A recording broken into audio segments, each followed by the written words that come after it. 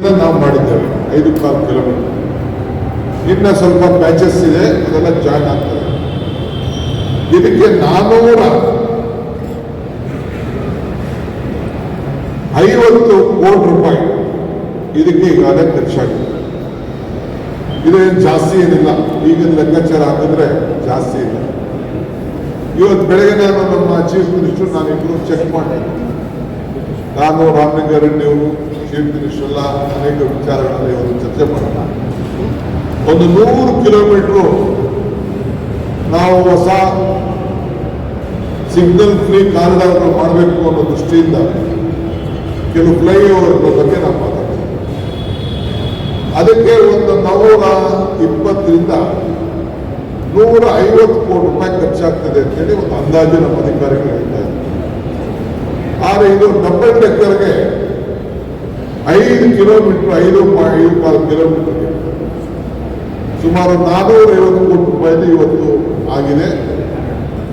ವಿಶ್ವ ದರ್ಜೆಯಲ್ಲಿ ಈ ಒಂದು ಡಬಲ್ ಡೆಕ್ಕರ್ ಫ್ಲೈಓವರ್ ಅನ್ನು ಇವತ್ತು ನಾವು ಮಾಡಿದ್ದೇವೆ. ಬಹುಶಃ ಈ ಭಾಗದ ಎಲ್ಲ ಜನ ಎಷ್ಟು ಅನುಕೂಲ ಆಗ್ತದೆ ಅನ್ನೋದನ್ನ ಕೆಳಗಡೆ ಹೋಗಿ ನೋಡಬೇಕು, ನೀವು ಮೇಲ್ಗಡೆ ಹೋಗಿ ನೋಡಬೇಕು. ನಿಮಗೆ ಲೆಕ್ಕಾಚಾರ ನಿಮ್ಮ ಅನುಭವ ಆಗಬೇಕು, ಮಾಧ್ಯಮದವ್ರಿಗಾಗಲಿ ಯಾರಿಗಾಗಲಿ. ಸೊ ಅದಕ್ಕೆ ಇವತ್ತು ನಾನು ಒಂದು ಟ್ರಯಲ್ ರನ್ ಪ್ರಾರಂಭ ಮಾಡಲಿಕ್ಕೆ, ಇನ್ನು ಏನೇನು ಮಿಸ್ಟೇಕ್ಸ್ ಇದೆ ಅದನ್ನೆಲ್ಲ ಕೂಡ ಸೆಪರೇಟ್ ಮಾಡಲಿಕ್ಕೆ, ಜನರಿಗೆ ಇದನ್ನು ಬಿಡಬೇಕು ಅನ್ನೋ ದೃಷ್ಟಿಯಿಂದ ಇವತ್ತು ನಾವು ಬಂದು ಈ ಟ್ರಯಲ್ ರನ್ನ ಇವತ್ತು ನಾವು ಪ್ರಾರಂಭವನ್ನು ನಾವು ಮಾಡಿದ್ದೇವೆ.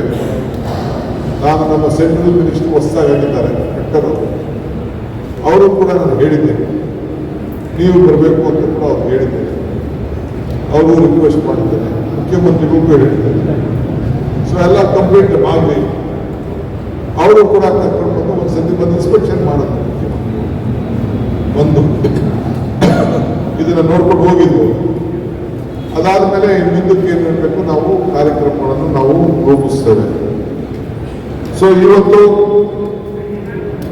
ಸುಮಾರು 30% ಜನ ಹೊಸೂರೊಳಗೆ ಏನು ಹೋಗ್ತಾರೆ ಅವರೆಲ್ಲರೂ ಕೂಡ ಇದು ಅನುಕೂಲಕ್ಕೆ ಅವ್ರಿಗೆಲ್ಲರೂ ಕೂಡ ಬರ್ತಾ ಇದೆ.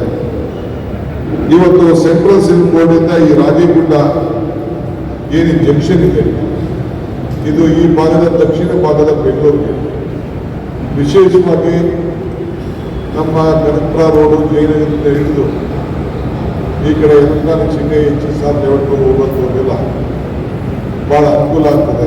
ಹೊಸೂರು ರೋಡ್ ಹೋಗೋರು ಕೂಡ ಭಾಳ ಅನುಕೂಲ ಆಗ್ತದೆ. ಮಹದೇವಪುರಕ್ಕೂ ಕೂಡ ಅನುಕೂಲ ಆಗ್ತದೆ. ಸೊ ಹಂಗೆ ಇದು ಒಂದು ದೊಡ್ಡ ಯೋಜನೆ. ಈಗಾಗಲೇ 5 ಲೈನ್ ಪಾರ್ಟ್ ಇರುವಂಥ phase 2 project, elevated metro RV road ವಂಸಂದ್ರ, ಅದು 9.5 ಕಿಲೋಮೀಟರ್ ತೆಗೆದುಕೊಳ್ಳಿಕ್ಕೆ ಈಗಾಗಲೇ ಕಾರ್ಯಕ್ರಮವನ್ನು ರೂಪಿಸಿದ್ದೇವೆ. 5,745 ಕೋಟಿ ರೂಪಾಯಿ ವೆಚ್ಚದಲ್ಲಿ ಈಗಾಗಲೇ ಕಾರ್ಯಕ್ರಮ ನಡೀತಾ ಇದೆ. ಈ ಮೇಜರ್ ಸಿವಿಲ್ ಸಿಸ್ಟಮ್ ವರ್ಕ್ ಈಗಾಗಲೇ ಕೆಲಸ ಆಗ್ತಾ ಇದೆ. ಅದು ಕೂಡ ಫೋಟೋ ಸೈನ್ಸ್ ಟೆಸ್ಟಿಂಗ್ ಕೂಡ ಈಗಾಗಲೇ ಆಗ್ತಾ ಇದೆ. ಸೊ ಈ ವರ್ಷದ ಕೊನೆಗೆ 8 ಟ್ರಾನ್ಸಿಟ್ 15 ನಿಮಿಷದಲ್ಲಿ ಹೋಗೋ ರೀತಿಯಲ್ಲಿ ಇದು ಅನುಕೂಲ ಆಗ್ತಾ ಇದೆ. ಸೊ ಅದು ಕೂಡ ತಮ್ಮ ಗಮನಕ್ಕೆ ನಾನು ಗಮನಿಸ್ತಾ ಇದ್ದೇನೆ. ಈ ಜೊತೆಗೆ Jayadeva metro station iconic station, ಅಲ್ಲಿ ರೋಡ್ ಅಂಡರ್ ಪಾಸ್ ಇದೆ, ಫ್ಲೈಓವರ್ ಇದೆ, 5 ಲೈನ್ ಮೆಟ್ರೋ ಪ್ಲಾಟ್ಫಾರ್ಮ್ ಇದೆ. ಸೊ ಮೆಸೈನ್ ಮತ್ತು 6 ಲೈನ್ ಮೆಟ್ರೋ ಪ್ಲಾಟ್ಫಾರ್ಮ್ ಎಲ್ಲ ಕೂಡ ಅದು ಕೂಡ ಇದೆ. ಬಹುಶಃ ಅದು ಕೂಡ ತಾವೆಲ್ಲ ಗಮನಿಸ್ತಾ ಇದ್ದೀವಿ. ಸೊ ಅದರಿಂದ ನಾನು ಮೊದಲಿಗೆ ರಾಮಲಿಂಗಾರೆಡ್ಡಿ ಅವರಿಗೆ ಈ ಸಂದರ್ಭದಲ್ಲಿ, ಏಕೆಂದರೆ ಯಾವುದೇ ಆಗಲಿ ಒಬ್ಬ ಪೊಲಿಟಿಕಲ್ ಲೀಡರ್ ಅಧಿಕಾರಿಗಳಿಗೆ ಧೈರ್ಯ ತುಂಬಿ ಮಾರ್ಗದರ್ಶನ ಕೊಡಬೇಕು. ಆ ಕೆಲಸನ ಇವರು ಈ ಜಯನಗರ ಮತ್ತು ವಂಸಂದ್ರ ಮತ್ತು ಈ ಒಂದು BTM ಲೇಔಟು, ಈ ಭಾಗ ಹೊಸೂರು ರೋಡು ಎಲ್ಲರೂ ಕೂಡ ಈ ಭಾಗದ ದಕ್ಷಿಣ ಭಾಗಕ್ಕೆ ಅನುಕೂಲ ಆಗುವಂಥ ವಿಶೇಷವಾದ ಕಣ್ಣಲ್ಲಿ ನೋಡಿ ಆನಂದಪಟ್ಟು ಮತ್ತು ಪ್ರಯಾಣ ಮಾಡುವಂಥ ಒಂದು ಅವಕಾಶ ನಮ್ಮ ನಾಗರಿಕರಿಗೆ ನಾವು ಇವತ್ತು ಮಾಡಿಕೊಂಡಿದ್ದೇವೆ. ಅದನ್ನು ಜನರಿಗೆ ಪ್ರಾರಂಭಿಕ ಉದ್ಯೋಗಗಳಿಗೆ ಕೂಡ ಲೇಟ್ ಮಾಡಬಾರ್ದು ಅನ್ನೋ ದೃಷ್ಟಿಯಿಂದ ಇವತ್ತು ನಾನೇ ಬಂದು ಒಂದು ಟ್ರಯಲ್ ರನ್ ಓಡೋಣ ಗಾಡಿ ಓಡಿಸೋಣ ಅಂತೇಳಿ ಇಲ್ಲಿಗೆ ಬಂದಿದ್ದೇನೆ. ಇದು ನನ್ನ ವಿಚಾರವನ್ನು ಇನ್ನು ಏನಾದ್ರು ಇದ್ದರೆ ನಾವು ದಯವಿಟ್ಟು ಕೇಳದಿದ್ದರೆ ದಯವಿಟ್ಟು ಕೇಳಿ. ನಮ್ಮ ಟ್ರಾನ್ಸ್ಪೋರ್ಟ್ ಮಂತ್ರಿಗಳಂತ ಹಿರಿಯರಂತ ರಾಮಲಿಂಗಾರೆಡ್ಡಿ ಅವರೇ, ನಮ್ಮ ಶಾಸಕ ಮಿತ್ರರಾದಂಥ ನಮ್ಮ ಬೊಮ್ಮಳ್ಳಿ ಶಾಸಕ ಸತೀಶ್ ರೆಡ್ಡಿ ಅವರೇ, ರಾಮಮೂರ್ತಿ ಅವರೇ, ಜಯನಗರ ಶಾಸಕರು, ನಮ್ಮ ಎಂಡಿ ಅವರು ಭೀಮರ್ಶಾಲಿ ಎಂಡಿ ಮಹೇಶ್ವರ ರಾವ್ ಇದ್ದಾರೆ, ನಮ್ಮ ಬ್ಯಾಂಗ್ಳೂರು ಕಾರ್ಪೊರೇಷನ್ನ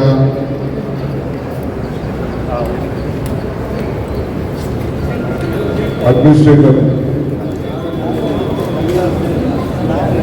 ಉಮಾಶಂಕರ್ ಇದ್ದಾರೆ, ಶಿವಣ್ಣನವರು ಇದ್ದಾರೆ, PMRD MD ಅವರು, ಎಲ್ಲ ಮಾಧ್ಯಮ ಮಿತ್ರರೇ, ಎಲ್ಲ ಮುಖಂಡಗಳೇ, ಎಲ್ಲ ಸ್ನೇಹಿತರೆ, ಇದು ಬೆಂಗಳೂರು ನಗರಕ್ಕೆ ಒಂದು ಐತಿಹಾಸಿಕವಾದಂಥ ದಿನ. ನಾನಾಗ ಒಂದು ಮಾತು ಹೇಳ್ತಾ ಇರ್ತೀನಿ, ಮನುಷ್ಯನ ಹುಟ್ಟು ಆಕಸ್ಮಿಕವಾದ್ದು, ಸಾವು ಅನಿವಾರ್ಯ, ಜನನ ಉಚಿತ, ಮರಣ ಖಚಿತ ಅಂತ ಹೇಳಿ. ಸೊ ಈ ಹುಟ್ಟು ಸಾವಿನ ಮಧ್ಯದಲ್ಲಿ ನಾವೇನು ಮಾಡ್ತೀವಿ ಅದು ಮಾತ್ರ ಬಹಳ ಮುಖ್ಯ ಅಂತ ಹೇಳಿ. ಹಂಗೆ ನಾನು ಇವತ್ತು ಹೆಂಗೆ ಬೆಂಗಳೂರು ನಗರದ ಮಂತ್ರಿ ಆಗಿದ್ದೀನೋ ಹಾಗೆ ರಾಮಲಿಂಗಾರೆಡ್ಡಿ ಅವರು ಬೆಂಗಳೂರು ನಗರದ ಮಂತ್ರಿ ಹಿಂದೆ ಆಗಿದ್ದು. ಅವರು ಮತ್ತು ನಮ್ಮ ಮಹೇಶ್ವರ ಜಾಗದಲ್ಲಿ ಕೊರೋನಾ ಅಂತಿದ್ದು, ಕರೋನಾ, ಅವರಿಬ್ಬರು ಸೇರಿ ಚರ್ಚೆ ಮಾಡಿ ಈ ಒಂದು ಹೊಸ ಮಾದರಿಯ ಟ್ರಾಫಿಕ್ ಅನ್ನ ಮೆಟ್ರೋನು ಓಡಾಡಬೇಕು, ನಮ್ಮ ವಾಹನಗಳು ಕೂಡ ಅನುಕೂಲ ಆಗಬೇಕು ಅಂತೇಳಿ ಈ ಡಬಲ್ ಡೆಕ್ಕರ್ ಮಾಡೆಲ್ ಅನ್ನ ಮೊದಲನೇ ಬಾರಿಗೆ ತಂದಿದ್ದಾರೆ. ಇದು ಅವರು ಇದನ್ನ ತಂದಿರೋದ್ರಿಂದ, ಅವರು ಮಂತ್ರಿಯಾಗಿದ್ದ ಇದನ್ನ ಪ್ರಾರಂಭ ಮಾಡೋದ್ರಿಂದ ಇವತ್ತು ನಾನು ಬಂದು ಅದನ್ನ ಉದ್ಘಾಟನೆಯನ್ನ ಮಾಡುವಂತ ಒಂದು ಭಾಗ್ಯ ನನಗೆ ಸಿಕ್ಕಿದೆ. ಇದಾದ್ಮೇಲೆ ನಾನು ನಾಗ್ಪುರ್ಗೂ ಹೋಗಿ ನೋಡ್ಕೊಂಡು ಬಂದಿದ್ದೇನೆ. ನಾಗ್ಪುರದಲ್ಲೂ ಕೂಡ ಕೆಲವು ಭಾಗದಲ್ಲಿ ಇಂಥ ಒಂದು ಪ್ರಯೋಗ ಮಾಡಿದ್ದಾರೆ. ಈಗ ನಾನು ಇದನ್ನು ನೋಡಿ ಎಲ್ಲೆಲ್ಲಿ ಇದನ್ನ ಈ ರೀತಿ ಮಾಡಲಿಕ್ಕೆ ಸಾಧ್ಯನೋ, ಮುಂದಕ್ಕೆ ಎಲ್ಲಿ ನಾವು ಹೊಸದಾಗಿ ಮೆಟ್ರೋ ಮಾಡಬೇಕು ಅಂತಿದ್ದೀವಿ ಅಲ್ಲೆಲ್ಲ ಕಡೆ ಕೂಡ ಈ ರೀತಿ ಈ ಡಬಲ್ ಡೆಕ್ಕರ್ ಸಿಸ್ಟಮ್ ಅನ್ನ, ಹಣ ಹೆಚ್ಚಿಗೆ ಖರ್ಚಾದ್ರೂ ಚಿಂತೆ ಇಲ್ಲ, ನಾವು ಲ್ಯಾಂಡ್ ಅಕ್ವಿಷನ್ ಮಾಡಲಿಕ್ಕೆ ಬಹಳ ಕಷ್ಟ ಆಗ್ತದೆ, ಅದಕ್ಕೋಸ್ಕರ ಈ ಮಾದರಿಯನ್ನು ನಾವು ಮಾಡಬೇಕು ಅಂತೇಳಿ ನಾನು ತೀರ್ಮಾನವನ್ನ ಮಾಡಿದ್ದೇನೆ. ಇದನ್ನ ನಾವೆಲ್ಲ ಸಹೋದ್ಯೋಗಿಗಳು ಕೂಡ ಮುಖ್ಯಮಂತ್ರಿ ಆದಿಯಾಗಿ ನಾನು ಈ ವಿಚಾರವನ್ನು ಚರ್ಚೆ ಮಾಡಿ ಒಂದು ಟೀಮ್ ಅನ್ನು ಕೂಡ ನಾನು ನಾಗ್ಪುರಕ್ಕೆ ಕಳಿಸಿದ್ದೆ. ನಮ್ಮ ಕಾರ್ಪೊರೇಷನ್ ಅವರು, ನಮ್ಮ BBMP ಅವರು, ನಮ್ಮ ಮೆಟ್ರೋ ಅವರು ಕೂಡ ಎಲ್ಲ ಹೋಗಿ ಒಂದು ತಂಡ ಹೋಗಿ ಲೈಟ್ಗಳು ಹೆಂಗಿರಬೇಕು, ಯಾವ ರೀತಿ ಇಂಥ ಸಿಸ್ಟಮ್ ಅಲ್ಲಿ ಅಲ್ಲೇನಿದೆ, ನಮ್ಮಲ್ಲೇ ನಾವು ಮಾಡಿದ್ದೀವಿ, ಇದನ್ನೆಲ್ಲ ಮಾಡಿ ಒಂದು ರಿಪೋರ್ಟ್ ಕೂಡ ಅವರು ಎಲ್ಲ ತಂದುಕೊಟ್ಟಿದ್ದಾರೆ. ಒಟ್ಟಾರೆ ನಾನು ಈ ಒಂದು ಯೋಜನೆ, ಇದೊಂದು ಸಾಕ್ಷಿ ಗುಡ್ಡೆ ಇದೆ, ಇದಕ್ಕೆ ಕಾರಣಕರ್ತರಾಗಿದ್ದರು ಅಂದಿನ ಬೆಂಗಳೂರು ನಗರದ ಮಂತ್ರಿಗಳಾಗಿದ್ದಂಥ ರಾಮಲಿಂಗಾರೆಡ್ಡಿ ಅವರು ಅಂತ ಹೇಳಿದ್ರೆ ಬಹಳ ಸಂತೋಷ. ಇದು ರಾಮಲಿಂಗಾರೆಡ್ಡಿ ಮಾಡಲಿಲ್ಲ. ಮುಂದಕ್ಕೆ ಬೆಂಗಳೂರು ನಗರದಲ್ಲಿ ಯಾವುದೇ ಆದರೂ ಇದು ರಾಮಲಿಂಗಾರೆಡ್ಡಿ ಮಾಡಲಂತ ನಾನು ಹೇಳಲಿಕ್ಕೆ ನನಗೆ ಬಹಳ ಸಂತೋಷ. ಇನ್ನು ಮುಂದಕ್ಕೆ ಕಾರ್ಪೊರೇಷನ್ ಮತ್ತು BMRC ಇಬ್ರು ಹಣದ ಹಂಚ್ಕೊಳ್ತಾರೆ. ಇದನ್ನು ಮಾಡಬೇಕಾದ್ರೆ ಅವ್ರಿಗೆ ಎಷ್ಟು ಖರ್ಚು ಬೀಳ್ತದೆ, ನಮ್ಗೆ ಎಷ್ಟು ಖರ್ಚು ಬೀಳ್ತದೆ ಅಂತ ಹೇಳಿ ಇಬ್ರು ಶೇರ್ ಮಾಡಬೇಕು ಅಂತ ನಾವು ಹೇಳಿದ್ದೇವೆ. ಅದಕ್ಕೂ ಕೂಡ ಅವರು ಇಬ್ರು ಕೂಡ ಕಾರ್ಪೊರೇಷನ್ ಮತ್ತು BMRC ಮೆಟ್ರೋ ಇಬ್ರು ಕೂಡ ಹಂಚ್ಕೊಳ್ತಾ ಇದ್ದಾರೆ. ಸೊ ಇಲ್ಲಿ ಇದಕ್ಕೆ ಇವತ್ತು 5.25 ಕಿಲೋಮೀಟರ್ ಇಲ್ಲ. ಈಗ ಯಾಕೆ ಅಂದ್ರೆ ಯಾವುದೇ ವಿಚಾರ ಆದರೂ ಟ್ರಯಲ್ ಅಂತ ಮಾಡಬೇಕು. ಏನಾದ್ರು ಮಿಸ್ಟೇಕ್ಸ್ ಇತ್ತು ಅಂದರೆ ಅದನ್ನು ರೆಕ್ಟಿಫೈ ಮಾಡಬೇಕು ತಕ್ಷಣ. ಈಗ ನೋಡಿ ಮೈಸೂರಿನಲ್ಲಿ ಮಿಸ್ಟೇಕ್ಸ್ ಇತ್ತು, ಟ್ರಯಲ್ ಬಿಟ್ಟಿದ್ರು, ಆಮೇಲೆ ಸರಿ ಮಾಡೋದು. ಈಗ ಕೂಡ ಹಿಡಿಬೇಕಾರೆ ಹತ್ಬೇಕಾರೆ ಟೈಮಿಂಗು ಮತ್ತೊಂದು ಇವೆಲ್ಲ ಕೂಡ ಗಮನದಲ್ಲಿ ನಾವು ಇಟ್ಕೊಂಡು ನಾವು ಮಾಡಬೇಕು. ವೆಹಿಕಲ್ಸ್ ರಿಸ್ಟ್ರಿಕ್ಷನ್ ಇದೆ ಸರ್. ಈಗ ವೆಹಿಕಲ್ ರಿಸ್ಟ್ರಿಕ್ಷನ್ ಆ ಥರ ಏನಿದೆ ಎಲ್ಲರೂ ಮಾಡೋದು.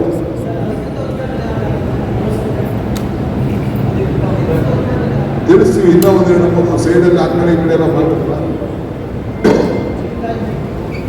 ಇನ್ನು ನೋಡಿ ಆ ಕಡೆಯಿಂದ ಹೊರಗಡೆ ಬರ್ಬೇಕಾರೆ ಇಲ್ಲಿ ನಮ್ಮ ಸಿಲ್ಪೋರ್ಟ್ ಜಂಕ್ಷನ್ ಅದು ಎಲ್ಲ ನಡೀತಾ ಇದ್ದಿಲ್ಲ ಕೆಲಸ. ಟ್ರಾಫಿಕ್ ಏನು ಅದಕ್ಕೂ ತೊಂದರೆ ಆಗಬಾರ್ದು ಅನ್ನೋ ದೃಷ್ಟಿಯಿಂದ ಅಲ್ಲೆಲ್ಲ ಕಬ್ಬರದ್ದು ಇದರಲ್ಲಿ ಮಾಡ್ತಾ ಇದ್ದಾರೆ. ಅದೆಲ್ಲ ಕಬ್ಬಿಸಬೇಕು ಅಂತ ಹೇಳ್ತಾರೆ. ಅದೆಲ್ಲ ಮುಗಿಬೇಕು.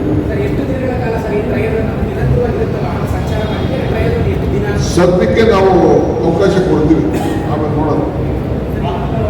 ಏನು ಸಮಸ್ಯೆ ಇಲ್ಲ ಅಂತ ನಡೀತಾ ಇರ್ತದೆ. ಏನಾದ್ರು ಸಮಸ್ಯೆ ಇದ್ರೆ ಸ್ವಲ್ಪ ದಿನ ಇದ್ದು ರೆಕ್ಟಿಫೈ ಮಾಡ್ತೀವಿ. ಬೆಂಗಳೂರು ನಗರದಲ್ಲಿ ಇನ್ನೆಲ್ಲೂ ಮಾಡ್ಲಿಕ್ಕೆ ಸಾಧ್ಯನೋ ಮೆಟ್ರೋ ಜೊತೆಗೆ ಈಗ ಆಗಿರೋದು ಬಿಟ್ಬಿಡಿ. ಆಗಿರೋದ್ರಲ್ಲೂ ಎಲ್ಲರೂ ಒಂದು ಕಡೆ ರೆಕ್ಟಿಫೈ ಮಾಡೋಕ್ಕಾಗ್ತಿಲ್ಲ ಅಂದರೆ ಕೆಲವು ಕಡೆ ಎಲ್ಲ ಪಿಲ್ಲರ್ಗಳೆಲ್ಲ ಆಗೋಗಿದೆ. ಎಲ್ಲರೂ ಒಂದು ಕಡೆ ಮಾಡೋದಾದರೆ ಖಂಡಿತ ನಾವು ಮಾಡಿ ರೆಕ್ಟಿಫೈ ಮಾಡ್ತೀವಿ. ಎಲ್ಲೆಲ್ಲಿ ದಟ್ಟಣವಾದಂಥ ಟ್ರಾಫಿಕ್ ಜಾಸ್ತಿ ಇದೆ ಅಲ್ಲೆಲ್ಲ ಮಾಡಬೇಕು ಅಂತ. ನೆಕ್ಸ್ಟ್ ಎಲ್ಲೇ ಬೆಂಗಳೂರಲ್ಲಿ ಅವಕಾಶಗಳಿದ್ದು ಕೂಡ ಇಂಥ ಒಂದು ವ್ಯವಸ್ಥೆಯನ್ನು ಮಾಡಬೇಕು ಅಂತೇಳಿ ನಾವು ತೀರ್ಮಾನವನ್ನು ಮಾಡಿದ್ದೇವೆ. ಆಗ್ಬೋದಾ? Thank you.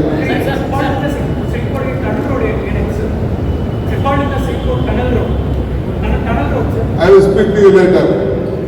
It will come back to you. We are taking that issue with the cabinet.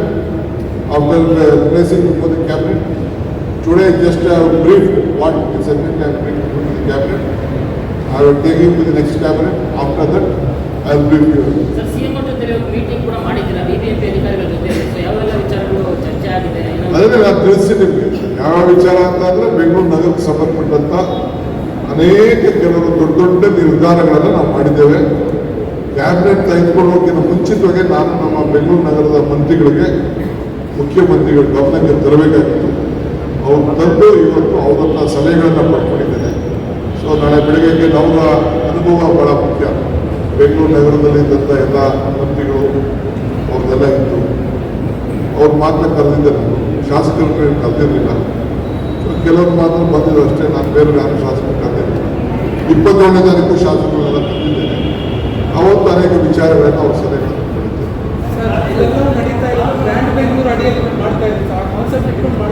ಯಾವುದು ಹೌದು